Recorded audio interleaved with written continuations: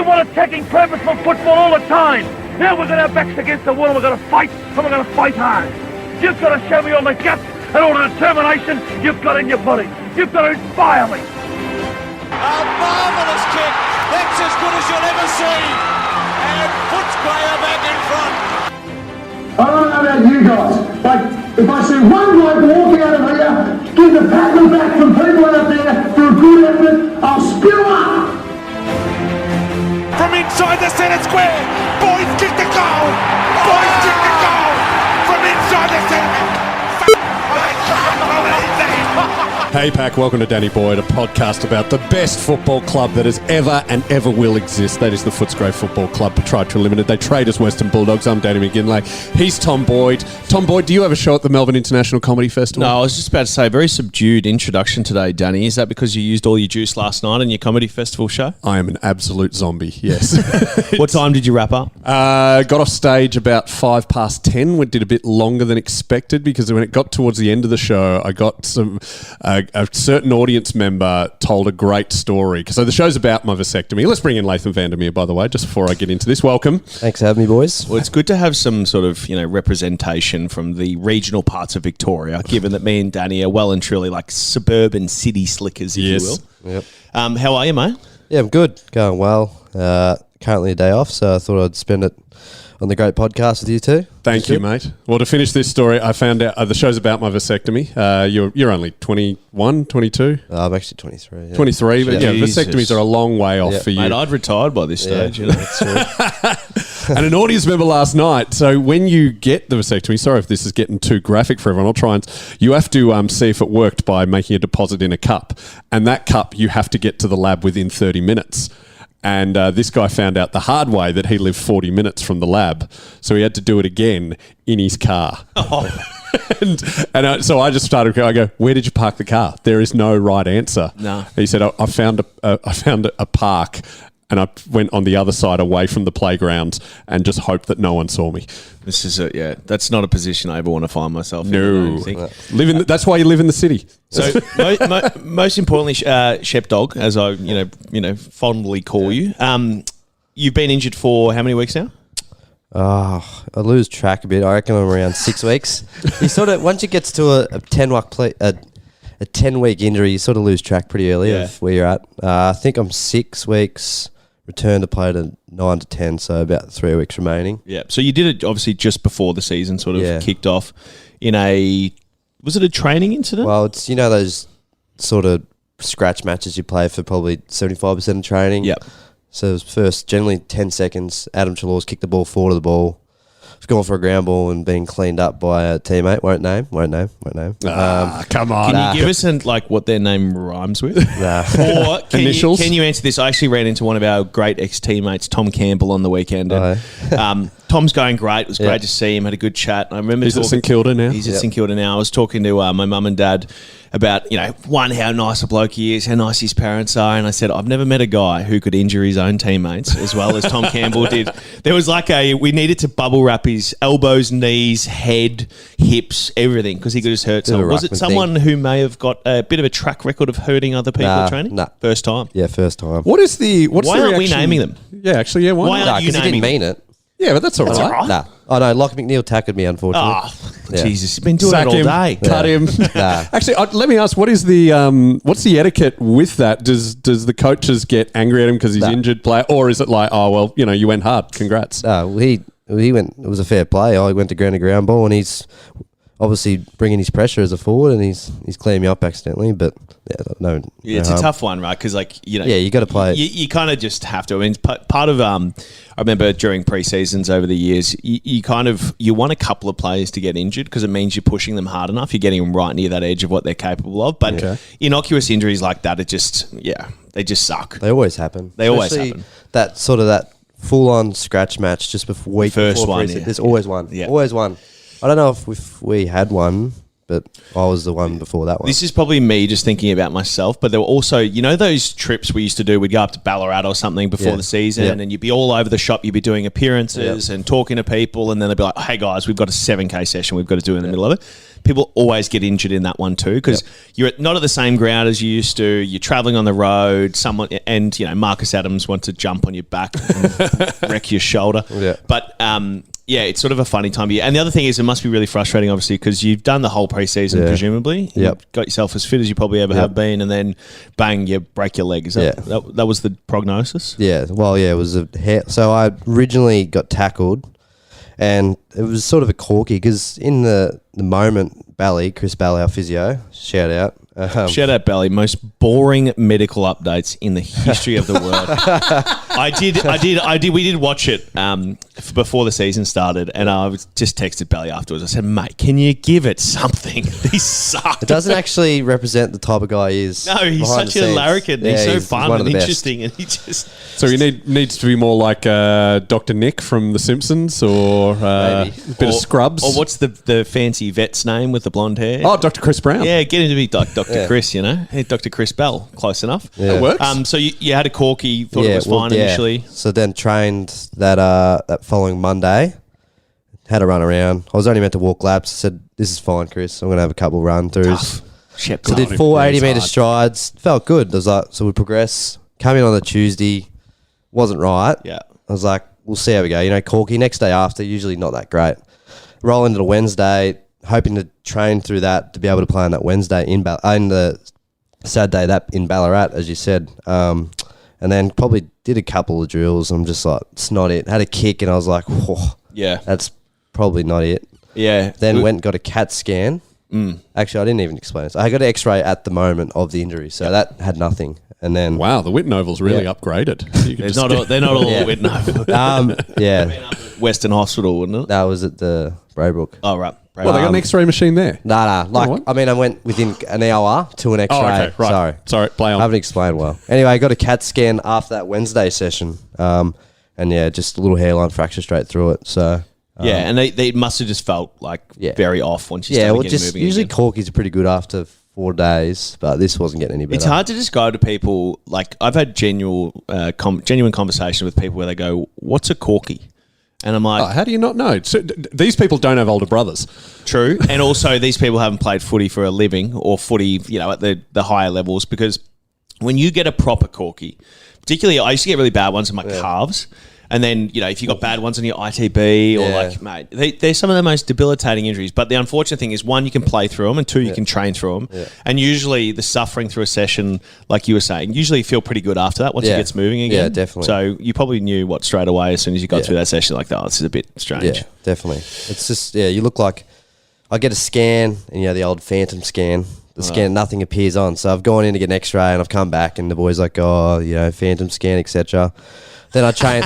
Do they give you grief for that? Yeah, I look like Get up, I look a princess. bit softy. But then I've come back in. I've trying to train for 2 days with a little hairline fracture, so it was a bit of a pronounce on the step. And little do they know that you're actually the toughest human out there training with a broken leg. Yeah, and that's what I mean. They're just but I've explained. You don't have to explain this because you're a current player, but I can talk about it because I'm not anymore. But we have explained on the show how throughout the year there are lots of people who need scans all the time, and then if you run a bit close to the budget, then there's players who are like, actually, you know what? Let's not scan that ankle this time. It'll be fine. Or let's not scan this corky. Yeah. You could have gone through a few weeks, Yeah, that's what I mean. I don't ever really come across anyone in that boat, but it's interesting. Yeah, well, dig deep enough. I'll tell you all about it later after the episode. And I'm sure late in the 90s it was a lot worse when the financial situation was a bit more grim. Well, in my career it was pretty interesting at times, let's just say that. Not that it ever happened to me, obviously, high profile, high value person I was at the time. Tell us, Laith, how's the week? We've obviously, look, we're a fan show. We love the club. We love the boys. Danny is indoctrinated with the Western Bulldogs as just about anyone on earth. Mm-hmm. And the first 2 weeks really sucked. Oh, they were the worst. That St Kilda game, that was absolute depression, lifeline being rung. But Thursday, as you predicted. So, full disclosure, I do match day hostings in a couple of the coterie areas. Got to interview Laith, which is how we hooked this all up. You were up and about. You said we'd win by 6 goals. Yeah. Well, what did we end up winning by? 15 or something? Yeah. Like 2. It's 3. What was it? A week? It was probably less than a week between the games. So it's amazing how quickly a mentality or a team can turn around. How do we approach it? You're probably going to ask me. I think the coaches really. I think Correct, The yeah. coaches really, credit to them, they handled it probably as best as anyone could. They really just sort of, what would you say? They took a few layers off and really just simplified the game plan that week and went back to what we do best, but really simplified it. So pretty much just on the back of defence, we were able to win the game. Little things like come forward, etc. Were really good that night, and it's just a mental switch. And yeah, I think it's a big step for us in the right direction. Danny's going to ask what come forward means. Yeah. Just so you know. I'm going to guess it means when you're defending, but you might just maybe run towards the goals a bit. No, you come forward towards an opponent. So Oh. you come off your man to put pressure on, sort of thing. So when the ball's obviously being moved up the field, you can do the old school tactic, which is just stay right next to your man. That's and what run I'd be back doing. to goal. Yep. And just be the dour one-on-one defender. Yep. Yep. But when you defend in this modern age of football, you have to be a team defense basically to win any game. So part of the role is that if you do see someone who is beat their man or got free, your job is not to defend your man; it's to defend the most dangerous. So you would come forward to defend, put pressure on the opposition, try and get them to kick a high ball or turn it over. It's been Sounds basically- risky. You're leaving your opponent. Exactly right. To stop the ball there, pretty much. And then, Okay. basically all we used to do was just, again, this is not so much in the last couple of years, but we used just to leave Dale Morris back there and get him to beat 4 people by himself. It was fine. It was easy. It worked well. Easiest thing ever. Laith, you're kind of uniquely positioned at the moment. Yep. And I'd be interested to hear how you've sort of gotten good at rehab, given that you've been in there a little bit over your career. Not that that's a compliment, Yeah. but it's the reality. It is. How do you find navigating the good and the bad week? So last week probably pretty tough, coming off a Yep. really disappointing night, short week, and then this week you've obviously probably filled with a bit more positivity around the place. What's Yeah. it like being in rehab, being injured, trying to deal with all that? Yeah, it's interesting because, you're not really going into meetings, as you know, on edge, because you're not going to pop up in the meeting that you've done something You're not wrong. going to get shown up on the Because screen. there's in front of- nothing worse than a Monday. You've come off a loss, and you Played like shit. just there's one moment that's probably going to pop up. From my perspective, I'm actually probably the first time in rehab, I feel like I'm connected to the group on another level, just purely probably because of the cultural aspect that Bevo's bringing to us in the off season, in the pre-season. So I feel like the way we lost or we won, I felt really connected to the group.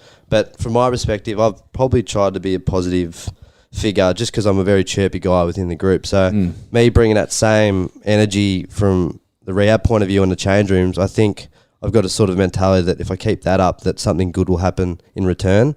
So I haven't really changed that. But yeah, as you probably know, Bordy, there's some bad days in rehab. But I think for that, I just try to be positive, lippy, and not really be too dour, especially this early in the season. You don't want to let that negative energy get too infectious within the group. So me just maintaining who I am and bringing my energy, but also training as hard as I can. All pretty good. Yeah, I think those dark days of winter when you're in rehab, it's Oh, the yeah. middle of June, it's freezing cold, and it's like 7 a.m. on a Saturday morning, and you've got to come in, and then you've got to go watch the team that night. Yeah, it's a long day. They're pretty hellish. So you're not in that period yet. Nah, It's sunny it's outside. autumn, bit cold in the mornings. Yeah. Look, the ground's pretty hard at the moment. So, but when we get on Whitten Oval, it'll be nice because new deck, all that sort of stuff. Yeah. But yeah. Can you explain to us what you mean by the cultural stuff that Bevo brought without sharing any Yeah. trade secrets? How have you been able to stay more involved, do you think, this time around than in the past? You sort of just probably we did a few things together, like with a third party. I don't know if I'm even allowed to mention it, but we did. Just don't say anything too explicit. Yeah. Maybe just give us. We just worked on just culture aspects in terms of how we communicate on a level and how simply listening to each other, like writing, like really just the fundamentals of people skills, like be able to listen and share what you are and the truth about each other. So all that sort of stuff was really good. And we had some, I think Bonte as a captain also has really acknowledged that probably over the COVID years, it hasn't been really good times to be able to reconnect as a group. Yep. So things like going to bowls together, having a few Social beers. stuff. Of course, like that stuff all goes a long way. And I feel like we probably went away from that maybe a bit last year. And I think with the new couple of blokes in the club and a bit of a changeover, like you probably just need to re-energise the group's culture, and I think that goes a long way into helping us perform better. So that all that sort of stuff comes together. Because you were pretty much banned. All the players were banned from like pubs, clubs, nightclubs for COVID reasons over the past couple of years. That wouldn't mess with you. Yeah, Well, like cafes weren't banned, but it was kind of like a bit dodgy. Everything, it just changed. The whole AFL environment, like days off, you'd go hang with your mates at the cafe. Like, wasn't all a part of that. So I think we just need to re-energise the culture aspect, and I think it's been good. Even when we've had the first couple of weeks we've lost, we'll be able to still reconnect and stuff. So it's good. When you say you're the chippy guy and you're trying to make everyone laugh and stuff, be the positive energy. What humour's working at the club these days? Is it, and do you change it? Like, you got some players who like a bit of slapstick or just, and there's some players who like a bit of dark, a bit of abuse. And I guess with Libba, you just have no idea what's going to make him laugh. Yeah, it's hard because just every bloke is different. There's 44 different guys, different personalities.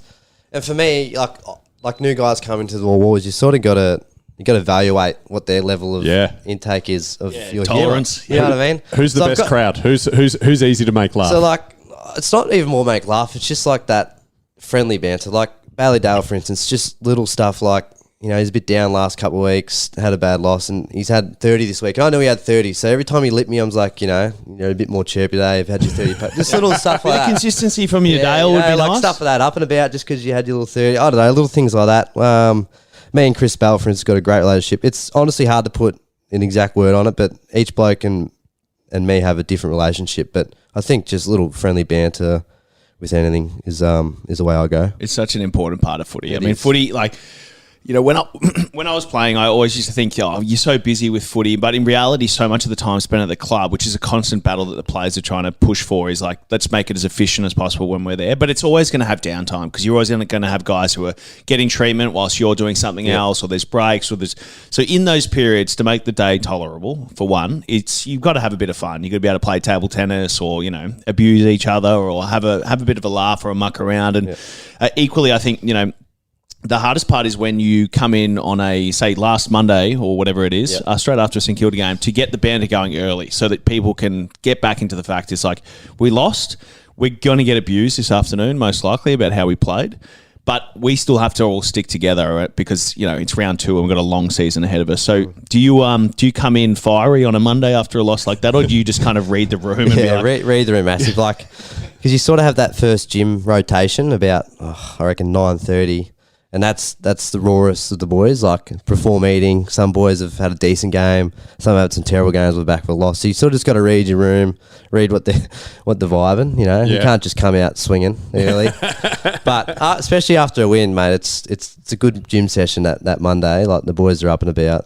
Plenty of music's banner. on. Music's on. We lose. The music can really set the trend. Who chooses the music? I don't know, I feel like Libba's like A game on the music. He's elite. So usually Mondays saw your old school rap, just vibing. Everyone's chatting about the game. Everyone's a bit sore. Does it change whether it's won or lost? Like if we're winning, really. Walking on sunshine. If we're losing, it's Celine Mozart's Requiem. I wouldn't say. It's just if it just sounds better, maybe. I don't know. But then your last gym session of the week, or your high techno sort of job. So, really? Yeah, just hanging on to that. Stage. Yeah, that's the last gym session from a big week. You really want to get through it. Is there ever someone with eclectic taste, does Alex Keith like an umpire band or anything, or electro swing? What they like and what they're allowed to play is a different story from my experience. Yeah, it's just, I think Liberty is because you got three groups, so everyone sort of has their one song man on each. So okay, I sort of I'm with my group, so I've got the small little medium forwards. Yep. Then you got the big fellas. fellas. Are you in charge of music? I'm in charge of that. Brucey's in charge of the tall key forwards. Okay. And Libba's in charge of the midfielders. So that's where it's at. And Mitchy Wall used to get kicked off at least 3 times a week. Yeah, really? Toby McLean, probably up there. Yeah. For bad music taste? Just not bad. Just, pop. Yeah, just stuff that you hear on the radio, like Katy Perry. Toby TikTok would play sort of stuff. TikTok song sort of vibe. Yeah. What? Toby would play Katy Perry and Mitch would just play Vance Joy on repeat. Yeah. And everyone's like, mate, I'm trying to lift weights, not sit by a fire. Oh, mate, yeah. I get it. Because I don't wear headphones at the gym and I'm one of the very few. And it's always on Channel V. And I'm trying to tell the guy who runs my gym, chuck it on Max so it's old people's music so I can listen to, Midnight Oil or something. But it's all this... Okay, can you just explain to me, why is Drake popular? That is terrible music. I like it. What? Yeah, I But don't mind it. it's just I like auto-tuned, minimalist, boring. Come on, justify it, Music's such kids.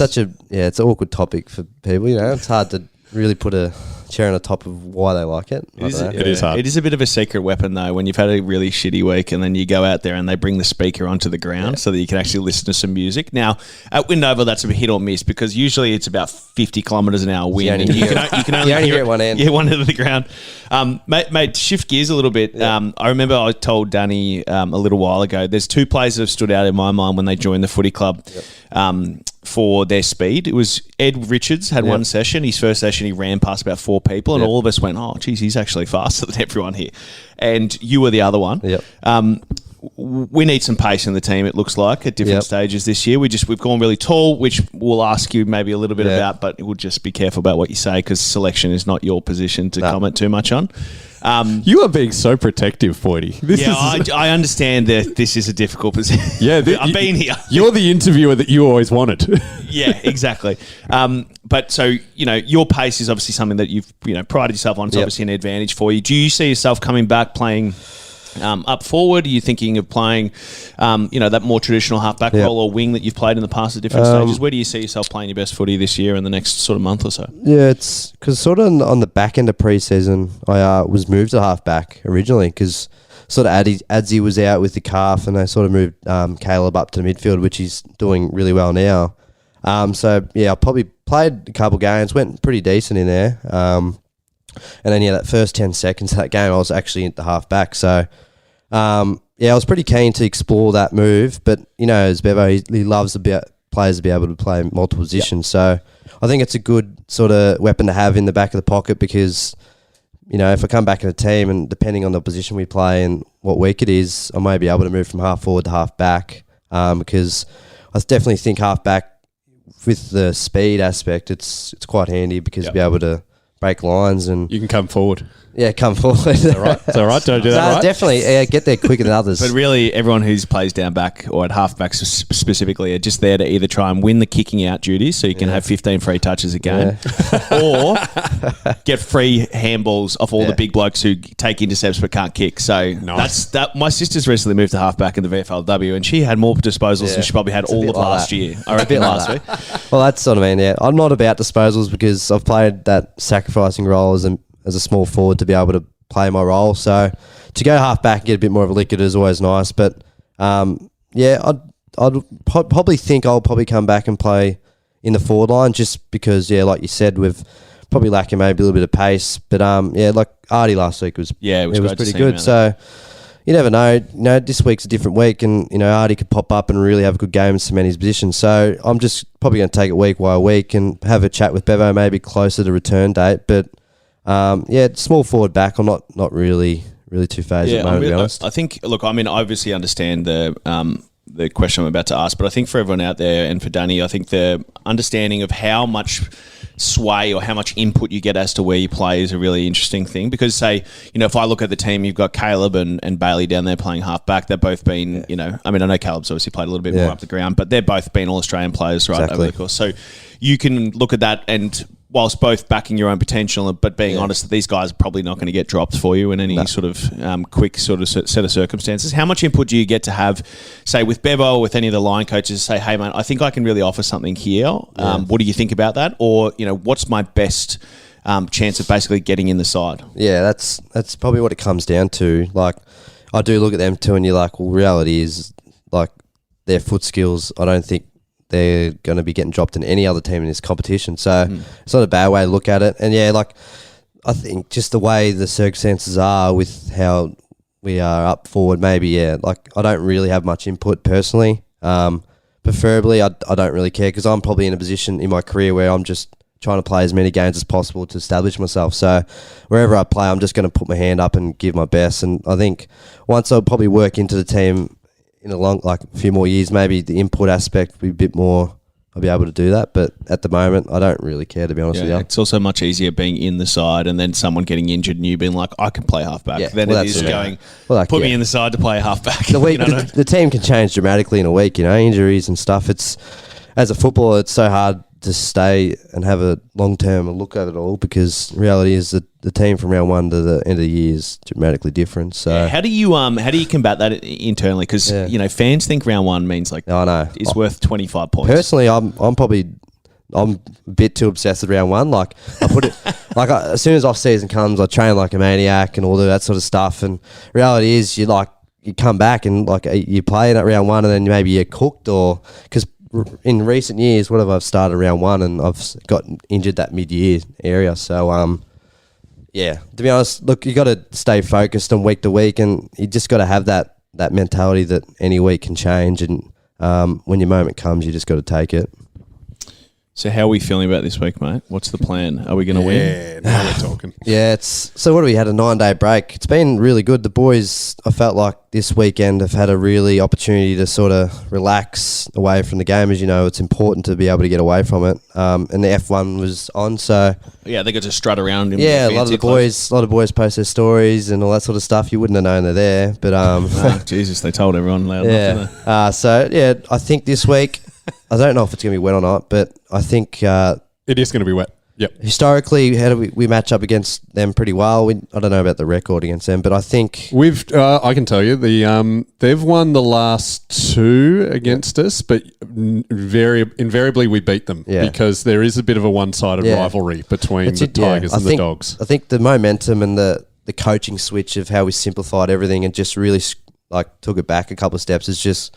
It feels like it's in a sweet spot at the moment. So they've won the last 3. Ever since 2020. And with Naughty had like 20 contested marks against them. That was the last time we beat them. That was 2019. Oh mate, what a game! And I think with how Bonte's probably in this mentality that he's really inspiring people. Like I felt inspired by his performance last week. Just like not even on the back of offense, just ability to just not want to be beaten. I think that within the group has really sparked it, and I think.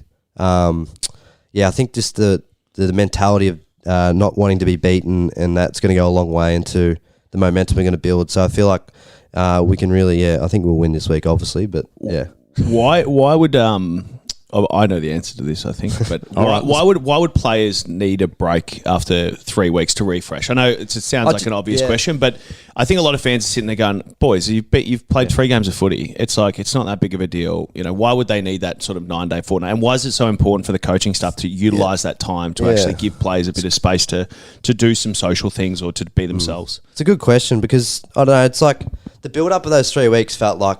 Bloody, that was all 6 our life. Months, yeah, you know what I mean? Yeah. Like we had 1 game, got done, then you roll into your Monday meeting, and then you got training, and then you're in you just feel like, I don't know, it's hard to explain. Like you just feel so soaked up of just footy, and I think 9 days and that weekend, especially with F1 and whatever everyone did, it's just you're not thinking about footy, you're not surrounded by those 4 walls. So I think just to feel like, you know, the normal person just be able to go out there and do what they want. It's pretty good because you can't really do much during the season in terms of trying to get away other than the bye weekend. So the 9 days, you probably could not plan something, but the weekend you sort of had free. So I think that's important because it's really just a little stimulus to be able to just relax you and then probably just re-energize you to be able to come in the week following because you've had the weekend off, you know what I mean? Rather than dreading coming in on Monday. So I've been saying for years that the AFL needs to start playing games at a time more friendly for players to have weekends off, and also for those of us who work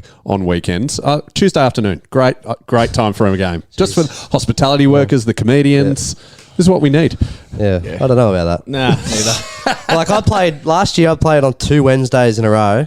And my weekends were probably worse because I was training all weekend. Full training session. Yeah, you know what I mean? So there's always a balance. Look, I reckon the AFL's got it pretty good. Like, they've done pretty well for us. Like, you got to buy whatever round it is. But, yeah, we know. I'm a big proponent of the double bye because my first season to play at the Giants, we had 2 byes. It was bliss, mate, because it's 8 games, 7 games, 8 games or something like that. Awesome. Yeah, that's like school holidays. The 1 bye, you can get swept up in either having it too early and then looking down the barrel of another like 14 weeks of the season, or you can have it like way too late and you're already limping to the finish line. Yeah. But Yeah, I think it's such an important thing to remember. It's not that people, it's not that players couldn't play or need an extra weekend. It's more just it's optimal to have them sort of refreshing their energy bar every sort of 3 or 4 weeks, ideally, which never happened in my first season in the Bulldogs. We played Sunday twilight every fucking game. It was so bad. We've got that pretty good right now. Like we must please a lot of fans all the way we play because we get about pretty ratings, kissed. baby. We probably get kissed pretty well. Like. Saturday nights. Well, like we don't really like. I lived with Jai Simpkin from North Melbourne, and like I remember I was, coming in on a Saturday to recover, and he's still preparing for a Sunday game, going to Tassie and that. So like, even playing on a Sunday can really affect, I reckon, how you feel going into the following week because you can get stuck watching like 3 games, like, and you feel like far out. Like I still got to play, so. Little things like that, like playing on what time of the week and all that sort of stuff, really can. Just that, it's like clubs don't care about what day of the week it is, except ever. But when it's you play a Friday night, they'll give you the weekend off. But if you play a Sunday, they'll make you come in Monday. Oh yeah, actually, we're good at that at the moment. We're Mondays off, so that's great. They're really good with our schedule. Like even at the moment, like this will sound good to fans, but we're sort of a day on, day off approach at the moment, so it's good. Is it a COVID thing, kind of? Kind of, but they did it during COVID and realised it worked. Yeah. So it's like the 4-day work week. Yeah. You know what I mean? Like everyone who tries surprisingly, there's some good things that come out of COVID, and that was one. Like the boys be able to, that's 2 days off a week, which is good for external. Like you can live. Yeah, you know what I mean.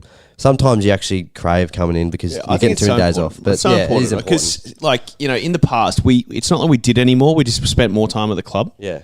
And when we were going really well in the past, we trained less. And I think if you talk to a lot of the clubs who are going really well or have gone well in the last 5 or 6 years, the Geelongs, the Richmonds, and of course us through 2015-16, our sort of goal was spend as little time as a club as is absolutely necessary. It's necessary, and do everything to 110% intensity whilst you're there, which I think is it's a good way to approach anything. Like dead time is just useless. That's probably it's good. And we're talking about you live with Jai Simpkin. I want to grill Boydie for a second here because you lived with Nick Vlosten. I did. Who's still at the Tigers. Got any inside info for this weekend? Now here's where you don't have to be.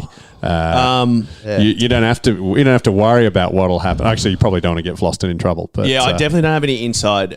Broad's already out. Is he 2 weeks or? Yeah, I don't know. I think the suspension. No, did they give him more from the tribunal? I think they might have. No, that was the Crows kid. The Crows, right? Yeah. No, I think we match up quite well to them. I think our attacking half backers in particular and our back line as a whole will do particularly well as long as they don't catch like 25 contested marks. Could be wet too. So. And if it's going to be wet, I think it'll suit us. I think they're very vulnerable coming out of their forward line. Yeah. So. And last year when we played them, Shai Bolton just played the most amazing. And they kept fluking goals. That's only every week for him, though, let's be honest. Sorry? That's only every week for him, though. Yeah. Oh, apparently he was rubbish on Friday. I was talking to my mate who at the Plaza, and Tigers fan said, Shai's just the worst. Yeah. So, your mate from WhatsApp probably knows best about footy, not the experts. How are you feeling about this week, Don? Mate, it is always the Tigers. Yeah, I'm a big believer in that rivalry. I've disliked the Tigers pretty much ever since like '97 when Libba Senior was fighting them all, and then they took Nathan Brown, they took Terry Wallace, they've taken Katie Brennan. They've just always 3 out of 4 flag. Yeah, everyone seems to hate a team that wins a lot. Yes. Well, no, I've hated them even when they were rubbish. Nothing. I've never loved a non-Bulldogs game more than that 2013 elimination final when Carlton, who came 9th, knocked them out. Yeah. That was hilarious. Nick Duigan. He come back, didn't he? Wasn't that the game Nick Duigan came back and he kicked 4 and he was going to retire and then he came out of retirement and then re-retired? Before the season even started, I think. It was kind of crazy because he was a doctor. Anyway. Boydie proving he's a closeted Carlton I'm pretty fan. sure, actually, you know what? I know exactly where I was when that game was on. I was at the Morris Medal 2013. Oh. Which is the League BNF for the TAC Cup. And I was about to get drafted after that. And, just to plug my own, 2 cents, I played 5 games for the year and I was equal first coming into the last round with 13 votes from a possible 15. Yeah. And got pipped by 3 midgets in the last round. Ben Cavara, some kid from Bendigo and someone else who was from Calder, I think. And they were all like 5'10", 7, 5'8". Who won it? It's like Gulliver's Travels. Jamarra. Oh, so it was a three-way. It was a 3-way tie, 16 votes, and I think I got I came second. I think on 13. Wow. It's pretty good back then. Hey, can we talk about the most important behind in Bulldogs history? Yeah, I knew you were going to bring this up. Of course, I'm going to bring it up. This is one of the best. This is, if we were on the front We spoke bar, about this 2 weeks ago. Yeah. we did. Yeah, With Steve-O. That's how fresh in our minds it is, Laith. Yeah. although you've got it wrong. You said he punched it through. He did kick it. I did Did kick ya? it. Yeah, I did kick it. Oh, well. I was going to literally bring up then again. It's Yeah. like, is that the hand that did Nah, it? that was Shows how just a much kick. I was paying attention. Yeah. What was going through your mind? I mean, so Bailey kicks the goal, does the ice in the vein celebration. Then Bailey. Brisbane go up and Yeah, Zach score. Bailey kicks a very nice goal. I remember their ruckman just fisting it forward. And It was Oscar. very quick. Big O. Yeah, and then a little sidestep. The crowd roars because up there it's loud. Like it was Yeah. loud. And at that stage, we were probably 3 weeks on the road in that little hub. So Maybe even longer. yeah, I just remember just running my usual drop a ball patterns, which I probably do 20 times in the game and get it once maybe. If you're lucky. Yeah. Real And numbers game, that I think Baz had it originally or something and it wobbled out. And like just human like football instinct, you just go for goals. But I got a point, but by chance. But Oh, so you didn't just go for points? well, I tried to get in the goals. Because we gave you so much credit last week. I tried to get a score, but you're always going for the goals. Yeah, you But have to be honest, Starkovich was on my back. He was like, because he's a glove mate. He's a good defender. Like he's a very good defender. So he was on me. Have you thought that maybe you're just not a good forward? Yeah, maybe. See? No one He's ever gone the said banter. No one ever said It's this to me. interesting when because I sort of scrolled through the media next day and there was a report about, because umpires obviously go through their game. Yeah. And they go through moments where it should have been a free kick, and that was one that was in the back. And I sort of knew in the moment, he fell on my back, and you rewind this, and he's dead set in my back. So looking back at it, obviously history, So what would you have done, though? I would have Would you gone, have taken the kick? yeah, like From that, yeah. Pretty tight angle? Yeah, Like but it's a score. Well, I it's don't an know, up- but it was already a score. Yeah, Would but you I'm, have gone- I'm 5 meters. I'm not even 5 meters. Oh, so nerve-wracking. So I'll just go back. I'd go back but imagine Would you go banana or drop kick? I'd drop punt, yeah. Yeah, nice. But it's interesting because Not like drop kick, sorry. I wouldn't have in the moment you don't really complain about being a free kick, but it would have been cool to be able to just go back and put it through the big ones. But And I asked you this regardless, the mate, other night. we won. What Bailey's just done the famous ice in the vein celebration. Would you have done a different drug?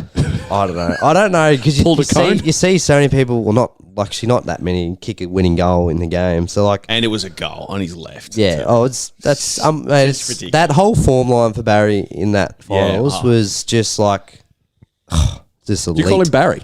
Barry? Yeah, Barry. Barry Smith. Basil. Because you went to school together. Yeah, me and Bailey. So good mates. Good mates. How was he at school? Because apparently he was footy, Yeah, and for a while he was Yeah. militant Catholic.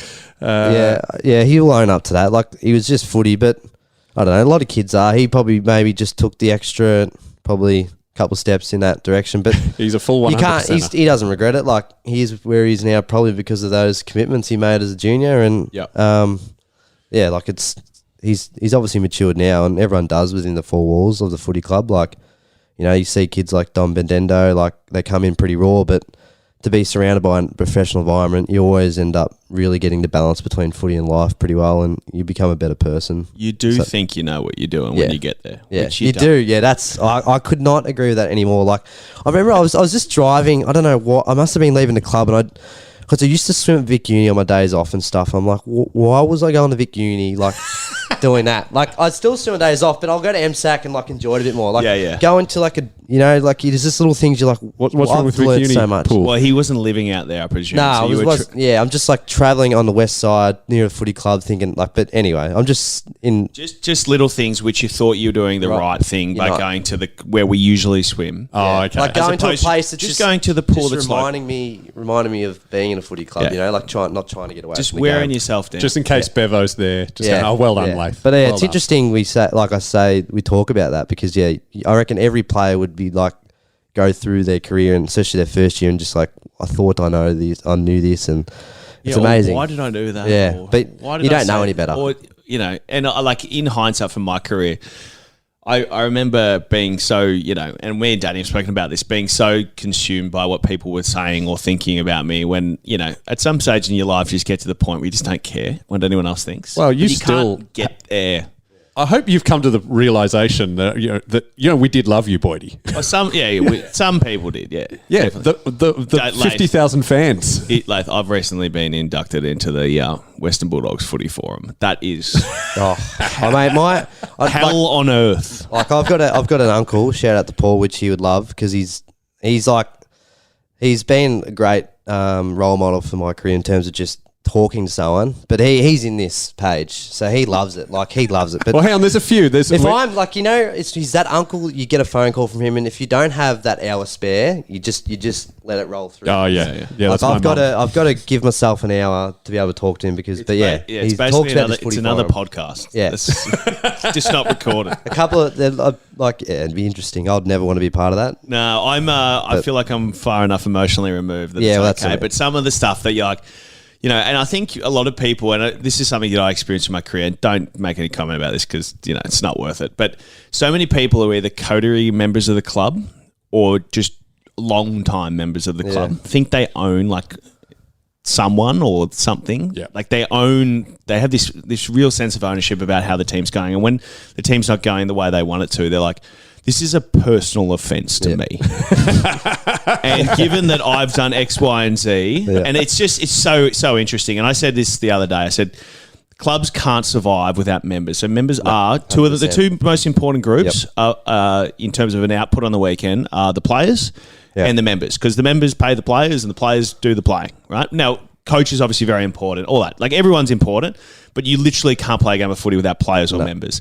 And that's why it's such a hard balance between going, hey, we love you and you're so important to us, but also don't be an asshole. This is an 18-year-old kid who just came out of Shepparton who's trying to find his way at AFL level. Yeah, I was even talking to my mates. I don't go on the forum that much. I just promote the podcast. But I was talking to my mates actually at the game, and there was one of my mates who can be a bit rough on a few of the. He was saying Arthur Jones, he's going to be amazing, and I was like, lower expectations. It's his first game, but then he lived up to it. Yeah. God, when he hit the post, God, I was willing to go through. He was ready to jump in the crowd. He's buddy. He's full of energy. That kid. Like he would have had to been so tired after that game because he got. Told, it was lucky because it was a small turnaround. So by the time he got told he debuted to when he was playing, it was only a little sort of gap. So it was pretty good. Which is not too long. I had a shock, and I had Thursday. I got told I was playing, and Sunday, so I was pretty worn out by the time of the game. But he's such an ball of energy. So for him to be able to play the game, but you probably seen it all. It's from where he's come from and family and stuff. So I love his mum. Yeah, she's brilliant. I loved her under media. And his ability to have no shame is probably something I've taken probably from him. Like he doesn't care. Like he just does everything because the way he feels it. I think that's good to have. He's in the Arsenal. Consistent with the way. Like he does. He's pretty constant. So it's good. It's good for him. And we should also talk about Jamarra. From what he had. Massive week. I was really annoyed. I was listening to AFL Daily the next morning, the Damien Barrett and Nat Edwards. And Nat Edwards, who is one of my favourite footy broadcasters, but she said, and last night with Jamarra Uhagan, the result didn't even matter. And I was in my car, it mattered, Nat! It mattered! But I mean, I love that. He lifted the jumper, pointed to the skin. Did you know? Fun fact: Bulldogs legend Nicky Winmar apparently played at St Kilda. I had no idea. Really? I only learnt it the next day when he rocked up at the Saints celebration. But it was so good.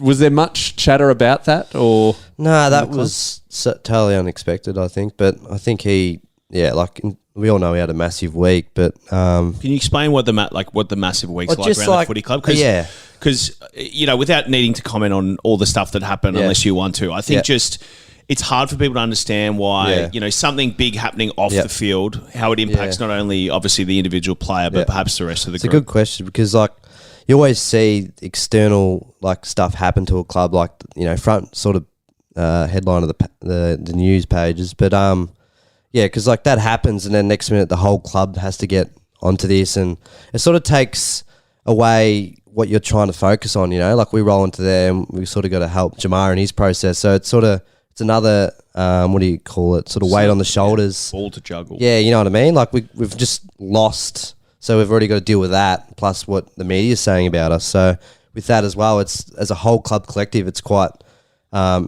big because you got to really support Jamarra because you don't know how he's feeling. And the playing group, like it's on, and his family as well. Like you don't understand probably into depth of how many people this affects. Like his brothers, like his brothers see that, like how's their social life going and stuff like that. So or any other young fellow. Yeah, you know what I mean. So you just see the headline, but it's such a big thing, and like it's quite heavy in the club. But for him he didn't come in on that Monday, which is like he hates being in the headlights. Like he just wanted to sort of go away, and I don't know what he did that Monday, but he didn't want to be the center of attention. So then he come in and train normally, and we didn't really like go up to him, ask him how he's going, get in his face because we know we didn't want that. We sort of just get around him, and I think moving on is probably the best thing that anyone could do, and just sort of go about and playing good, going out and playing such a great game. And then he goes out, but like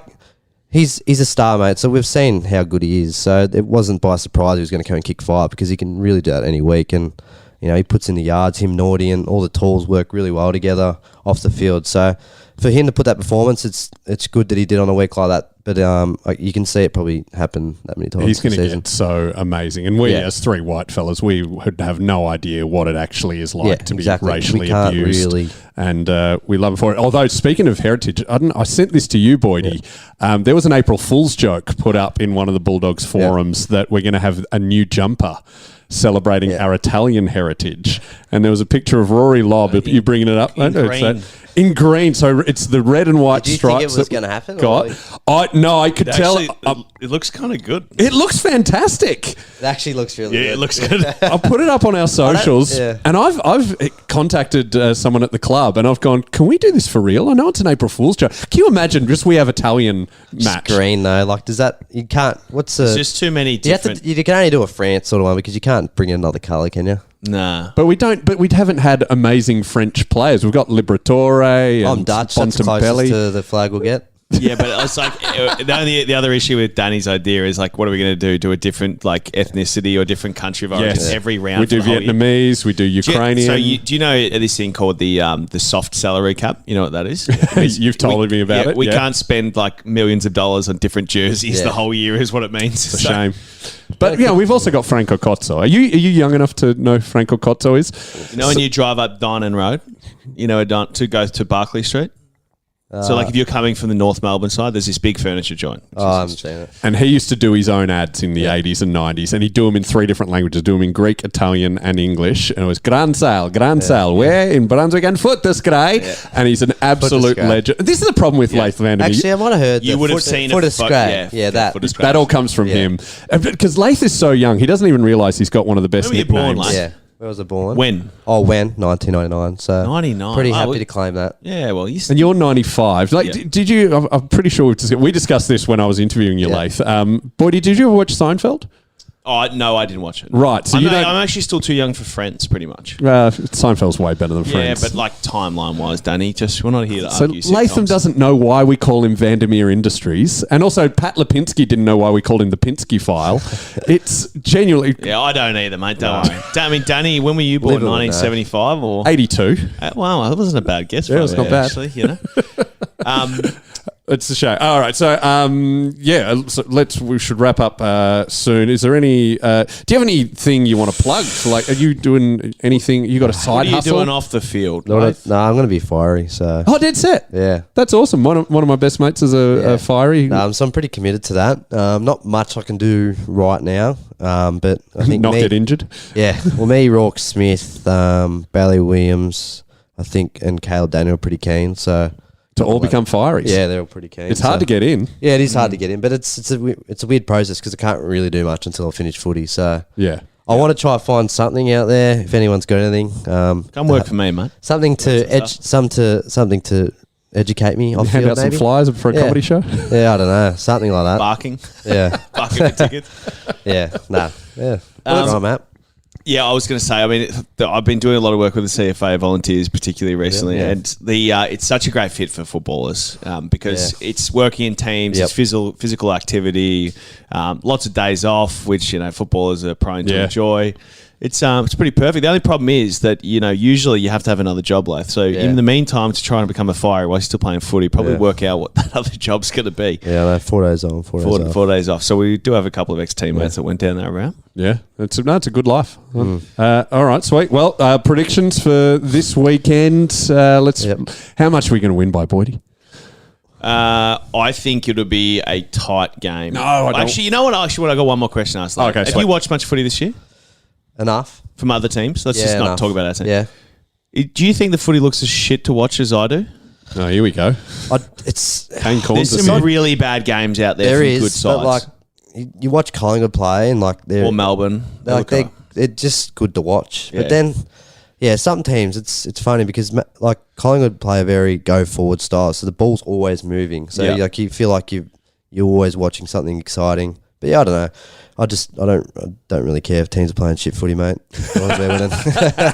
Yeah. Okay. Well, we're not going to give you guys 10 out of 10 for the quality of viewing from last week, but true. You guys got the 4 points. I gave you 10 out of 10. I'll give you. Put it this way: it was not as bad as watching Carlton Richmond in the first game of the year. That was pretty bloody painful. I tell you what. Predictions for this week: I think we'll win in a tight affair. I'll tell you why I don't want a tight affair, because my cousin from Glasgow is coming out. Never watched footy before. He's in a band that's playing at Blues Fest, and he's going to watch with me. If it's tight, I'm not going to be able to explain rules. Is he going to the game? Yeah. Okay. Yeah.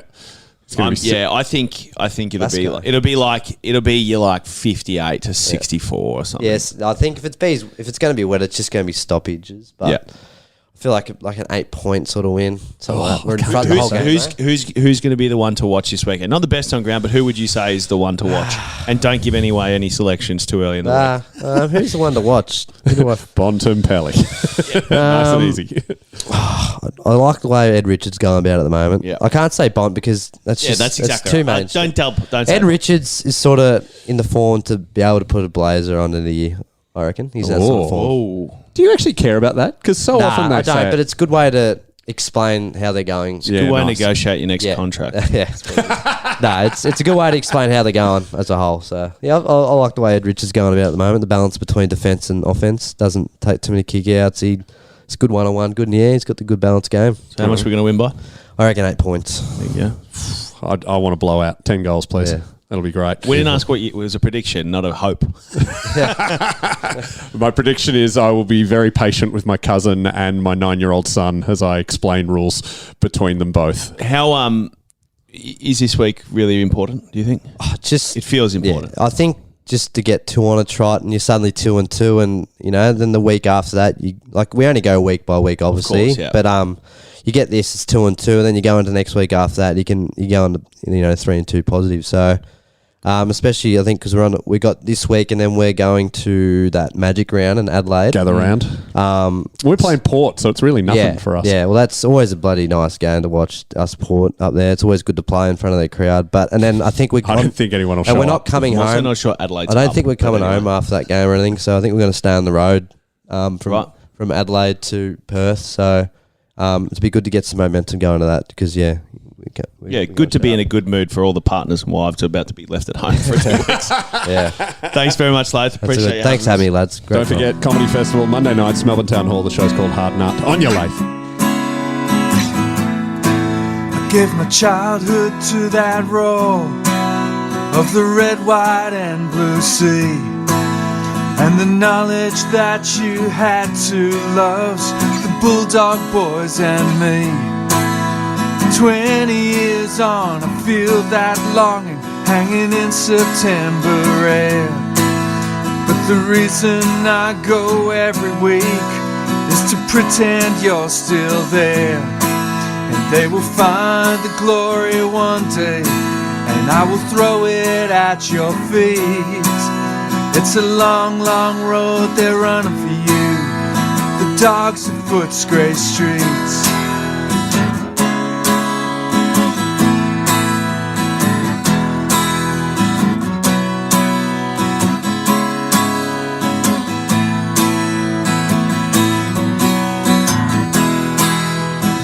long, long road they're running for you. The dogs of Footscray streets.